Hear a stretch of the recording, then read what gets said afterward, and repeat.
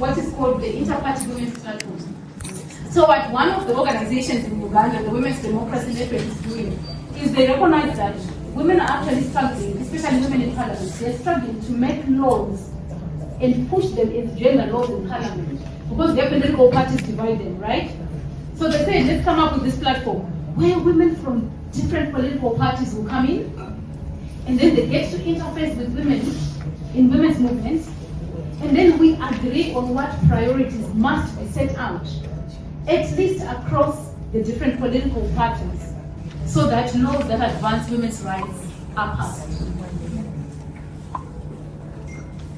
And then what they're also doing in that platform is to say, when, of course, we understand that parties may resist certain laws, right?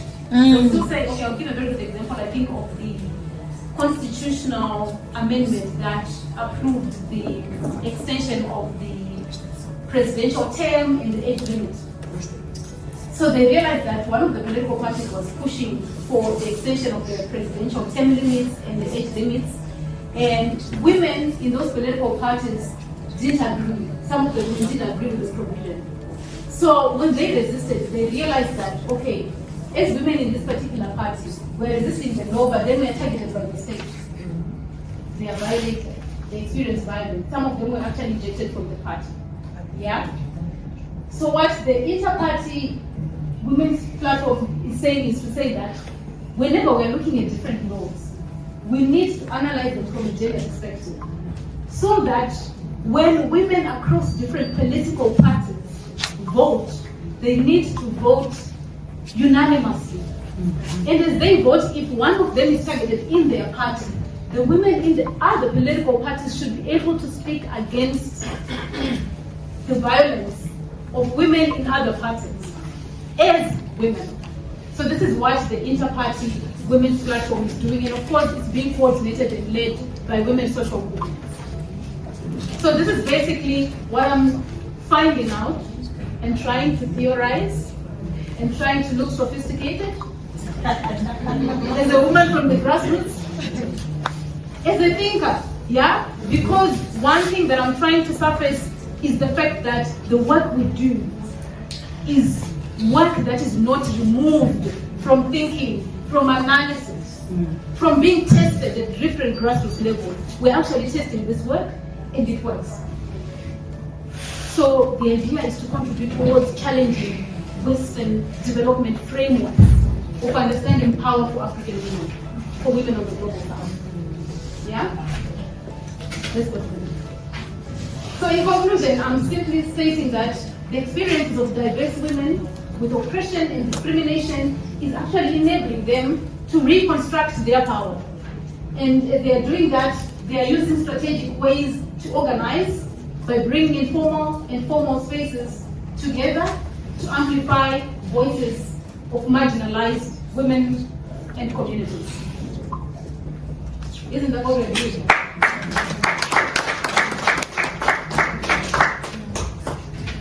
So, the specific invitation from AWLF was to talk about, so what, Glanis? In a context that is even becoming more dangerous and risky to women now, which at AWLF they're defining as a VUCA context. And by VUCA context, they're saying our current moment that we are living in as Africa, as women, but I think globally as well, is very volatile. Huh?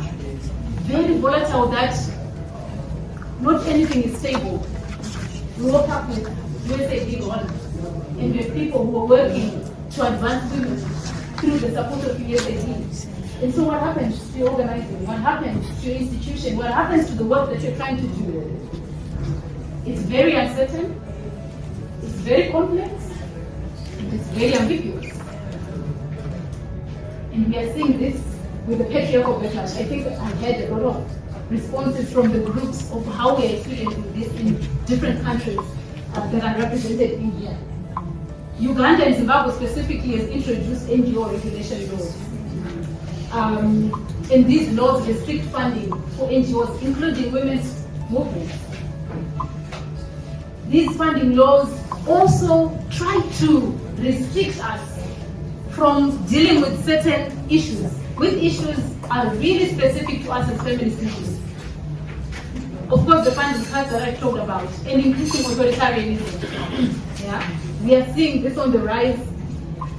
And one thing I think that we need to be very mindful about is the fact that when the environment is uncertain, it's volatile, it's complex, ambiguous, it's an opportunity for anyone who wants to oppress people. So we don't know the extent, the depth, and the width with which our countries are going to come up with frameworks that will continue to actually silence and subjugate us. So while we are stressed, the funding is gone. The laws are delegitimizing your work. You get therefore backlash, especially online. It's terrible.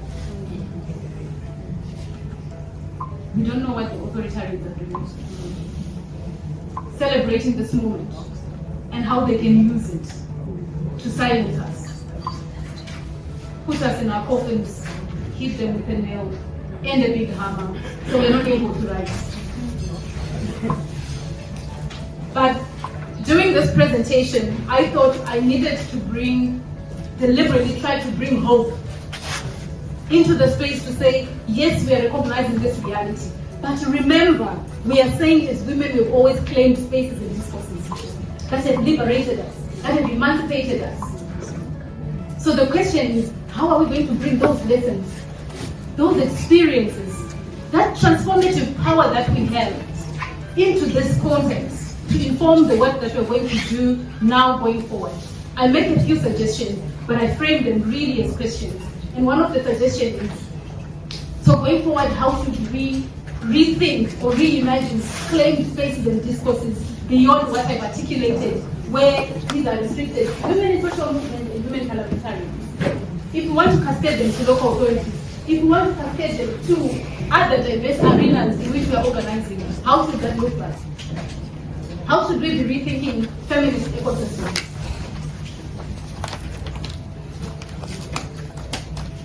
How do we deepen our grassroots organizing? I'm really, really happy and grateful that Imagine from a Village, I've been able to organize and bring women together. But how do we deepen it? Because I started organizing in 2009.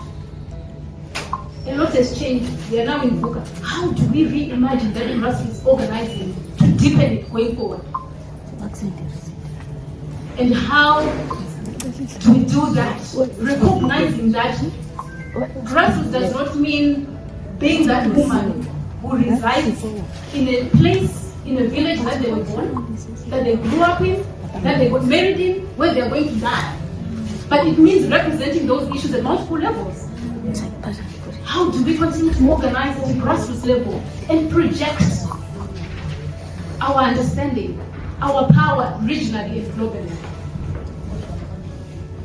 And as we do that, how do we work across sectors? So, in the work that I've done with Institute for Young Women in Development for a very long time, I do know that we've worked with different categories of women: women sex workers, women political activists, LGBTI women, women in the faith movement, women from the church. And right at the beginning, the challenges we experienced were women in the church would say, no, we've not come to that platform. Do you know these women?